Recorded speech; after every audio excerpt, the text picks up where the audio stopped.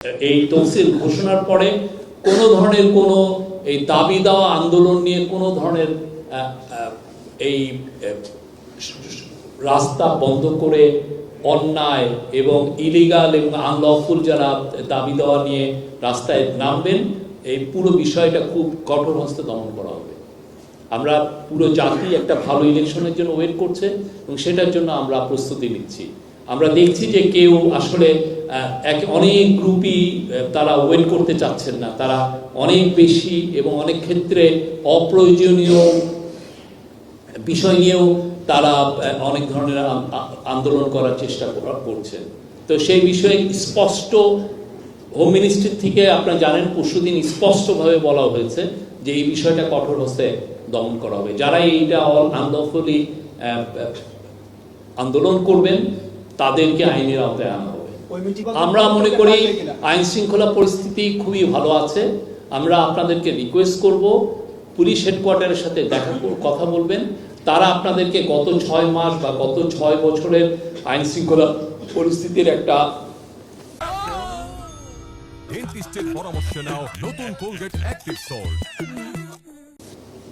Statistics আপনাদেরকে দিবেন এবং আমরা যা স্ট্যাটিস্টিক্স দেখছি এবং আমরা দেখছি যে আইন শৃঙ্খলা পরিস্থিতি অনেক ভালো। আমরা আশা করছি এবং সেই বিষয়ে আমাদেরকে যথেষ্ট প্রস্তুতি আছে। আপনি জানেন যে এই নির্বাচনকে সামনে রেখে 1.5 লক্ষ পুলিশকে ট্রেনিং দেওয়া হয়েছে, 5.5 লক্ষ আনসারের ট্রেনিং শেষ পর্যায়ে বা অলরেডি শেষ হয়ে গেছে। বডি অন ক্যামেরা কিভাবে চালাতে হয় সে নিয়ে ট্রেনিং হচ্ছে, সিসিটিভি টিভি এটা নিয়ে ট্রেনিং হচ্ছে। মাঠ পর্যায়ে পদায়ন অলরেডি হয়ে গেছে, ওসি, এসপি, ডিসি, ইউএনওদের পদায়ন হয়েছে। তো আমরা কনফিডেন্ট যে জাতিকে যে কথাটা চিফ অ্যাডভাইজার বারবার বলছেন, মাননীয় উপদেষ্টারা বারবার বলছেন, জাতিকে একটা খুবই সুন্দর, ক্রেডিবল, পিসফুল এবং উৎসবমুখর, ফ্রি ফেয়ার এবং উৎসবমুখর একটা নির্বাচন উপহার দিতে পারবে। আমরা এটা জানি না, বাট আমরা একটা এই গভর্নমেন্ট, ইন্টারিম গভর্নমেন্ট তার দায়িত্ব গ্রহণের পরে আমরা দেখছি যে মানে গত 16 মাসে 2000টা আন্দোলন হয়েছে। ইন্টারিম গভর্নমেন্টের একটা ডিসিশন ছিল যে এগুলোকে পিসফুলি এই প্রোটেস্টগুলোকে মোকাবেলা করা, পিসফুলি এটাকে ডিল করা। তাই আমরা সেইভাবে পিসফুলি এইটাকে যতটা পিসফুল আপনারা দেখেছেন গত এই 2000 প্রোটেস্টের ক্ষেত্রে একবারও কোনো লাইভ বুলেট কোনো ছোড়া হয়নি, কোনো রাবার বুলেট পর্যন্ত নিক্ষেপ করা হয়নি। খুব রেয়ার ক্ষেত্রে টিয়ার গ্যাস মারা হয়েছে এবং বেশিরভাগ ক্ষেত্রে হয়তো বা গরম একটু পানি বা কিছু কিছু ক্ষেত্রে লাঠিচার্জ, মৃদু লাঠিচার্জ, এর বাইরে কিছু হয়নি। আমরা আইন শৃঙ্খলা বাহিনী যথেষ্ট ধৈর্যের পরিচয় দিয়েছে। বাংলাদেশের ইতিহাসে এটা একটা রেয়ার একটা ঘটনা। আপনি যদি আগে আমাদের ক্রাউড কন্ট্রোল মেজারগুলো দেখেন যেভাবে মানে স্বৈরাচাররা করেছেন বা তারও আগে আপনি যদি দেখেন, তার থেকে আমরা বলবো যে আমরা যে ইভেনের যেগুলো প্রোটোকল আছে, আপনার ক্রাউড কন্ট্রোলের যেগুলো মেজার আছে সেগুলোকেই আমরা মানে আমাদের পুলিশ সেটাকে ইমপ্লিমেন্ট করার চেষ্টা করেছে। এটা নিয়ে কোনো ডিসকাশন হয়নি, বাট এটা যেহেতু চিফ অ্যাডভাইজারের এখতিয়ার, উনি ঠিক ডিউ টাইমে ওনার অফিস থেকে এটা জানানো হবে। আমরা তো বলছি যে কোনো বেআইনি, যে কোনো আনলফুল ইলিগাল আন্দোলন এটা কঠোর হস্তে দমন করা হবে।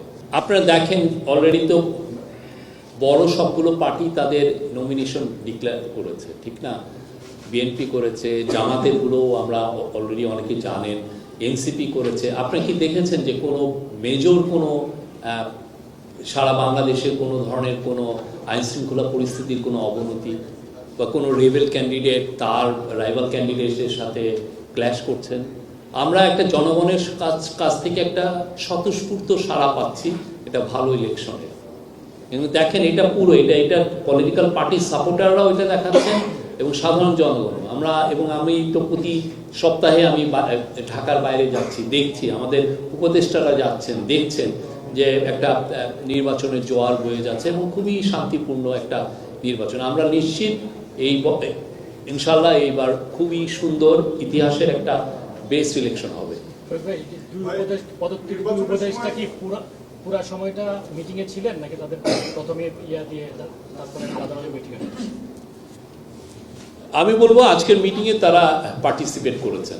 কিন্তু আপনাদের সংবিধানের যে নিয়ম, যে কেউ উপদেষ্টা পর্যায়ে কেউ যদি ইচ্ছা পোষণ করেন তখনই সেই মানে পদত্যাগ কার্যকর হয়ে যায়। প্রধান উপদেষ্টার ইচ্ছে মতো কার্যকর হওয়ার তো এটা সুযোগ নাই, যেটা আগের গভর্নমেন্টগুলোতে আমরা দেখতাম প্রধানমন্ত্রীর দিকে সবাই তাকে থাকতো, প্রধানমন্ত্রী যা বলতো তাই আইন হয়ে যেত। এদিকে সেটারই প্র্যাকটিস হলো কেন? ওনার পদত্যাগ না, এখানে তো স্পষ্টভাবে বলা হয়েছে যে তাদের এই পদত্যাগপত্র কার্যকর হবে তফসিল ঘোষণার সাথে সাথে। সেটা কে বলবে, সংবিধান বলবে নাকি প্রধান উপদেষ্টা? এটা তো প্রধান উপদেষ্টাই বলতে পারে, কেননা উনি তো একসেপ্ট করবেন, ঠিক না?